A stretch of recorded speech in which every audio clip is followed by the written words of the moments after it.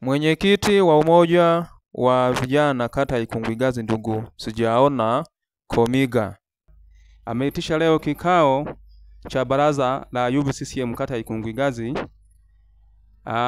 akiwa na agenda mbalimbali ikiwemo ni pamoja na kuweza kuibua mradi endelevu ambao pengine utaisaidia vijana wa kata ya Ikungwigazi.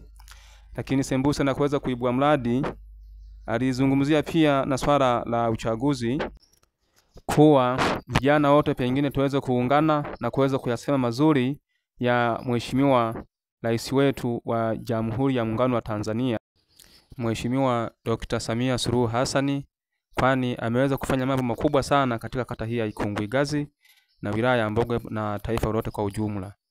Hivyo amewasihi vijana wote waweze kumuunga katika uchaguzi mkuu wa mwaka huu 2025.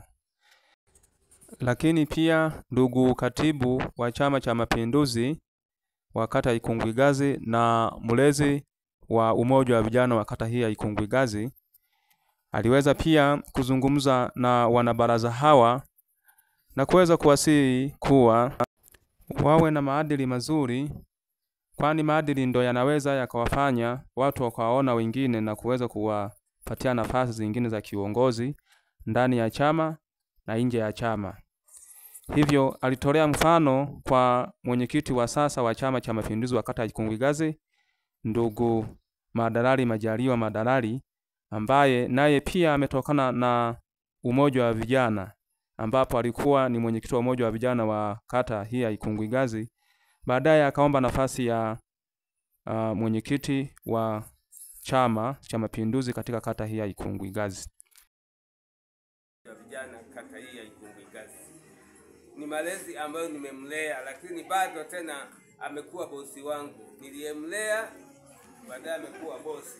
Leo ni mwenyekiti wa CCM wa kata, ananiamurisha mimi ambaye ni mlezi wangu na kumuonyesha kwamba chama tunaendaga hivi, ingia kwenye chama. Nikamshawishi, leo ni bosi, uwezo ukampelekesha dalali kwa kuwa mimi ni katika mimi ndo natakiwa nipelekeshwe na mwenyekiti ambaye ni mlezi, nimempa dira ya chama.